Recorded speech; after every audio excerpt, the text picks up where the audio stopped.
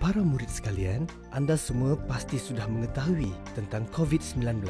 Virus ini berjangkit daripada individu kepada individu melalui titisan pernafasan dan juga sentuhan.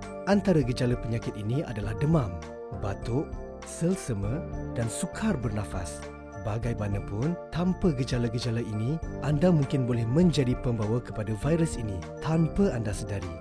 Demi memutuskan rantaian jangkitan virus ini, langkah-langkah pencegahan seperti berikut mesti dipatuhi.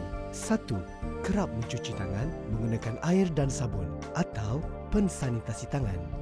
2. Pakai pelitup muka kepada yang bergejala dan berimuniti badan rendah.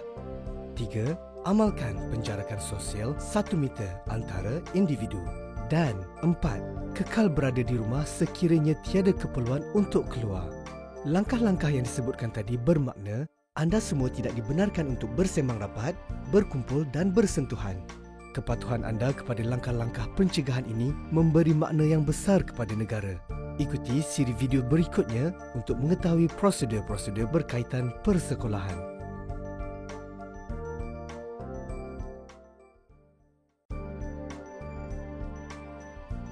Tahukah anda apa yang perlu dilakukan sebelum ke sekolah? Sebaik sahaja bangun pagi, periksa suhu badan terlebih dahulu. Seluruh ahli keluarga digalakkan berbuat demikian. Jika suhu anda tinggi, kekal berada di rumah dan tidak perlu ke sekolah. Amalkan kebersihan diri. Pastikan baju sekolah yang bersih setiap hari. Para murid juga digalakkan untuk membawa bekal makanan sendiri. Ikuti siri video berikutnya untuk mengetahui prosedur-prosedur berkaitan persekolahan.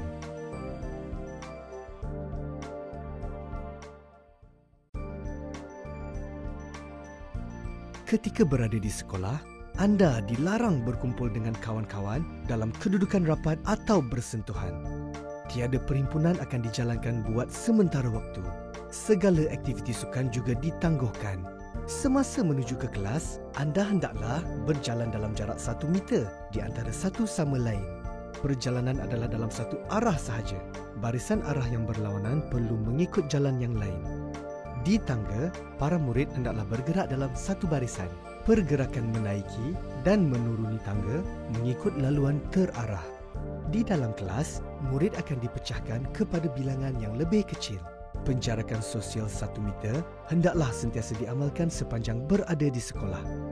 Ikuti siri video berikutnya untuk mengetahui prosedur-prosedur berkaitan persekolahan.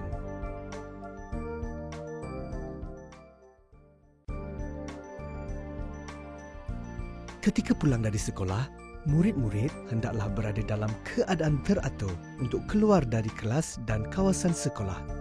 Bagi yang menunggu untuk diambil oleh ibu bapa, pastikan penjarakan sosial semasa berada di ruang menunggu. Bagi yang pulang dengan berjalan kaki, sentiasa jarakkan diri anda 1 meter dengan orang lain.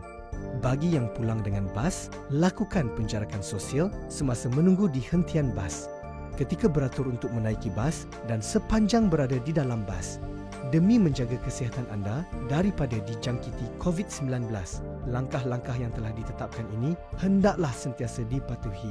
Kepatuhan dan kerjasama anda memberi makna yang amat besar untuk negara. Ikuti siri video berikutnya untuk mengetahui prosedur-prosedur berkaitan persekolahan.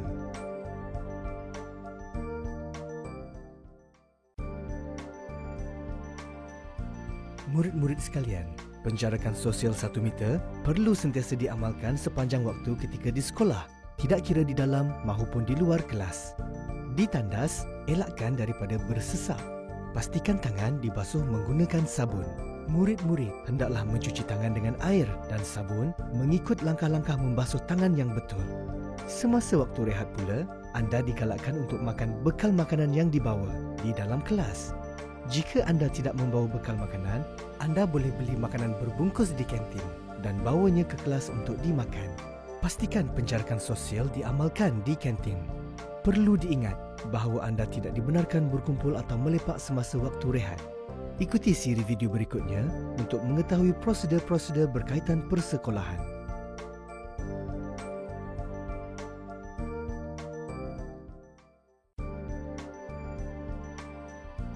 Untuk murid asrama, hanya murid yang sihat sahaja dibenarkan untuk pulang ke asrama.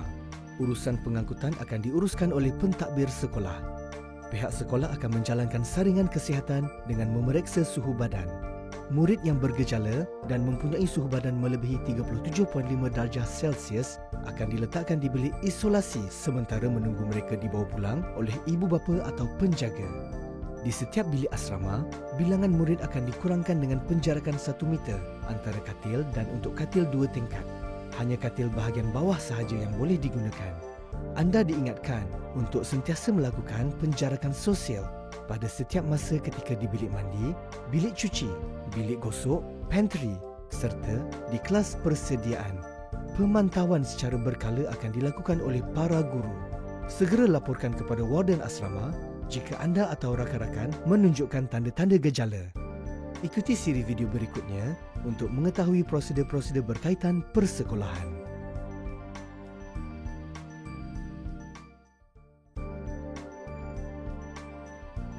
Murid-murid sekalian, penjarakan sosial 1 meter perlu sentiasa diamalkan di sepanjang perjalanan ke sekolah. Bagi yang berjalan kaki, pastikan jarak anda ketika berjalan. Bagi murid-murid yang menaiki kenderaan awam seperti bas atau van sekolah, hendaklah sentiasa mematuhi garis panduan yang telah dikeluarkan oleh Sektor Pengangkutan Awam Darat. Setibanya di sekolah, anda hendaklah beratur untuk diambil suhu badan.